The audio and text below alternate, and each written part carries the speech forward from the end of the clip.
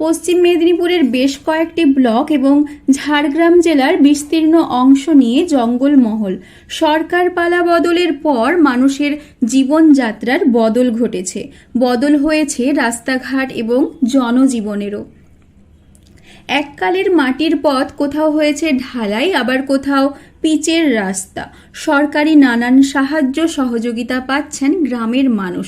লক্ষ্মী ভাণ্ডার থেকে রেশন কিংবা নানান সরকারি সুযোগ সুবিধা পাচ্ছেন তারা। তবে গ্রামীণ এলাকায় লোকসভা নির্বাচনের আগে মানুষের একাধিক দাবি দাওয়া রয়েছে। সরকার কাছ থেকে আমরা চাইছি আমাদের রাস্তাঘাট যেন হয়। রাস্তাঘাট হচ্ছে এবং 2005 থেকে যে রাস্তাঘাটগুলো হচ্ছে, তো আমাদের পানীয় জল এ পর্যন্ত নেই। 150টা পরিবার আজ আমরা জলের সংকটে আমরা খুব আছি, হাহাকার পড়ছে, জল নেই। বিডিও থেকে জল আনছে 2 টাইম, সকালে 8টায় আসছে, আবার 4টায় পানীয় জল আনছে। এরকম করে চলছে আমাদের।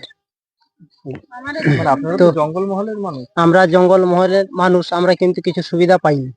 আমাদের রাস্তাঘাট হলে কেউ রাস্তাঘাট নিয়ে আমরা কি থাকবো? আমাদের বাড়িটা সাহায্য করতে হবে। আমার মাটির দেওয়াল, কষ্ট করে আমরা বাড়ি করেছি, আমরা বাড়ি পাইনি। গ্রামীণ এলাকায় রাস্তাঘাটের উন্নতি, পানীয় জলের ব্যবস্থা, যুবকদের কর্মসংস্থানের দাবি জানিয়েছেন তারা।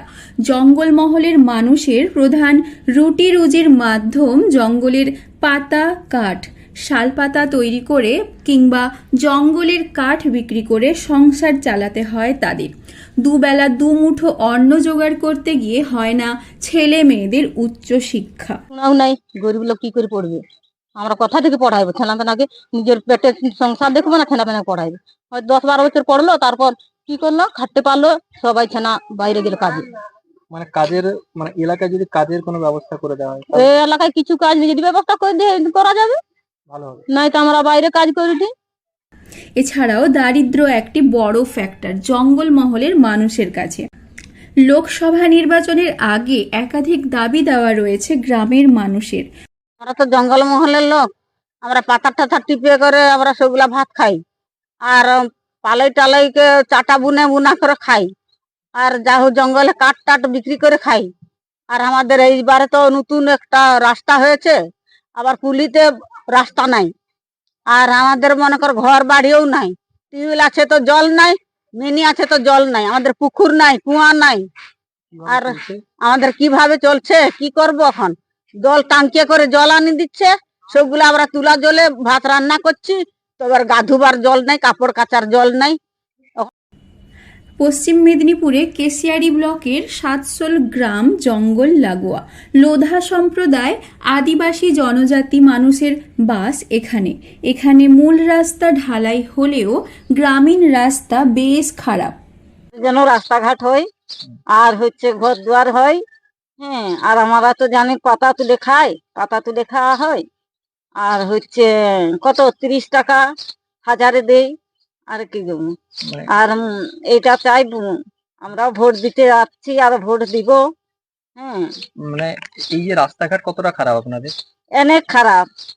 আর আমরা কুয়ার জল খাই, ব্যবহার করি, আর পোকা মাকড় হয়ে যায়। হ্যাঁ, মশা মাছি কত কি হয়, সেই জলকে আমরা চান করি, খাই। হ্যাঁ, কতগুলো গ্রাম গ্রামের লোক এখানে আছে? এই 50-60 ঘর হয়ে যাবে, সবাই একই রকম, একই সমস্যা, যেখানে যাবে একই সমস্যা। ভোট দিতে যাবেন আপনারা? কেন ভোট দিতে? সরকারকে ভোট দিব না তো কাকে ভোট দিব? তাদের কাছে কি দাবি করবেন? যেন রাস্তাঘাট করে দেই, আমাদের জলের ব্যবস্থা করে দেই, আমাদের ঘর দুয়ারের ব্যবস্থা করে দেই। হ্যাঁ, রাস্তাঘাট মেরামতের পাশাপাশি প্রধান সমস্যা জলের সুবন্দোবস্ত করার দাবি জানিয়েছেন গ্রামের মানুষ। শুধু তাই নয়, সামাজিক জনজীবনের উন্নতির দাবি জানিয়েছেন তারা। এছাড়াও গ্রামীণ এলাকায় কর্মসংস্থান এবং আর্থসামাজিকতার বদলে দাবি জানিয়েছেন জঙ্গলমহলের মানুষেরা। দিন কয়েক পরেই নির্বাচন, ভোট উৎসবে অংশ নেবেন তারাও। তবে সামাজিকতা এবং এলাকার উন্নয়নের দাবি সকলের। কতটা তাদের দাবি মানা হয় তা বলবে সময়। পশ্চিম মেদিনীপুর থেকে রঞ্জন চন্দ্রের রিপোর্ট, লোকাল 18 বাংলা।